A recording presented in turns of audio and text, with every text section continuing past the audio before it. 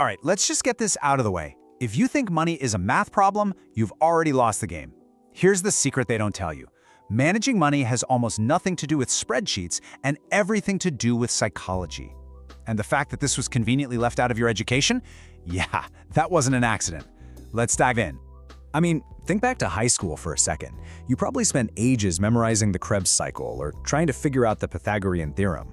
But what about the stuff that actually, dictates your entire financial life? We were taught how to find the hypotenuse of a triangle, but we were never shown how a 24% interest rate on a credit card can literally trap you for decades. So you have to stop and ask yourself, how does an education system that so carefully teaches us the complexities of cellular biology just forget to mention how a credit score works? Was this really just an oversight, an accident, or is there something else going on here?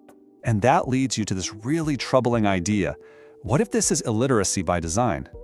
Now, the official excuses are always the same. Oh, there's no room in the curriculum, or there are budget cuts. But when you look closer, a pretty clear pattern starts to emerge. What if this system isn't broken? What if it's working exactly the way it's supposed to? I mean, the sheer scale of this problem is staggering. 75%. That's the number of US high school students who are not guaranteed to take even a single personal finance course. Let that sink in. 3 out of every 4 kids are basically thrown into the deep end of a very complex financial world with no life jacket. And get this, it's not even a level playing field. The data is crystal clear. Schools in wealthier districts are way more likely to offer these courses. But schools in low-income communities, the places with the very people who need this knowledge the most, are the least likely to get it. That's not a gap, my friend. That is a chasm. Okay, so why? What is the motive for keeping millions of people in the dark? Well, it all boils down to one simple, pretty brutal truth. An unaware customer is an incredibly profitable customer. Entire industries, from credit card giants to payday lenders, literally build their business models on financial ignorance. Every bad decision you're pushed into, every late fee, every penny of interest, that's profit in their pocket. So how do they actually do it?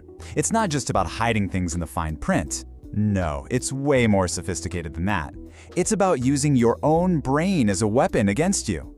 There's a whole field called behavioral finance that has mapped out all our natural, predictable human flaws, and the system is engineered to exploit every single one of them. For example, let's talk about loss aversion. For our brains, the pain of losing something feels twice as intense as the joy of gaining the exact same thing. This is why people will cling to a stock that's plummeting. It's not logical. They're just trying to avoid that gut-wrenching feeling of admitting they made a mistake, even as they're losing more and more money. And then there's herd behavior. This one is powerful. We are biologically wired to feel safer when we're in a crowd. So when everyone on social media is piling into some meme stock, your brain just screams, you gotta get in there. And when the market tanks and everyone starts panic selling, that primal instinct is to follow the herd, usually right off a cliff. Logic? Totally out the window.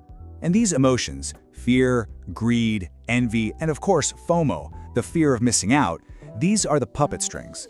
FOMO drives insane speculative bubbles. Greed makes us take on ridiculous risks. And envy, especially with social media showing us everyone's highlight reel, pushes us into debt just to feel like we're keeping up. The system isn't designed to appeal to your spreadsheet brain. It's precision engineered to hit you right in the feelings. Okay, so let's pull this out of the textbook and see how it works in the real world. We're going to look at the everyday traps that are set up to exploit these weaknesses, and I promise you, once you see them, you will never be able to unsee them again. Just look at this breakdown. Credit card rewards, they make you feel smart, like you're hacking the system. But the reality, you're chasing a tiny 1.5% gain while you're whisking a catastrophic 24% loss in interest. Those investing apps with all the confetti and game-like buttons, they make you feel like a genius trader, but they hide the fact that 90% of day traders lose money. It's all a carefully designed illusion. And here's the really scary part. The cost of falling for these tricks isn't just a one-time mistake. The price of this engineered unawareness is absolutely devastating, because all these little emotionally driven errors, they compound over time into a lifetime of financial struggle. And you can see exactly how this story plays out for so many people. It starts at 18 with the minimum payment trap on that first credit card. Then at 25, maybe it's a huge car loan you can't really afford, but you got it because of social pressure. Then by 30, you wipe out your savings chasing a risky stock because of FOMO. See?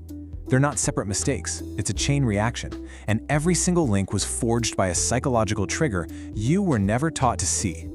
So if any of this is starting to sound painfully familiar, I need you to hear this. It is not your fault. It's not because you're bad with money. The game was rigged against you before you even knew you were playing. Your lack of knowledge wasn't a bug in the system. It was a feature. It was by design. Okay, so that's the bad news. But here is the really, really good news. Once you understand how the game is rigged, you can start to win. You can stop being a victim of this design and start actively defending yourself. And it all starts with a simple 3-step plan. First, recognize. The moment you feel that urge to splurge or panic sell, just stop and name the feeling. Actually say it out loud. This is FOMO. This is loss aversion. Just naming it gives you power over it. Second, wait.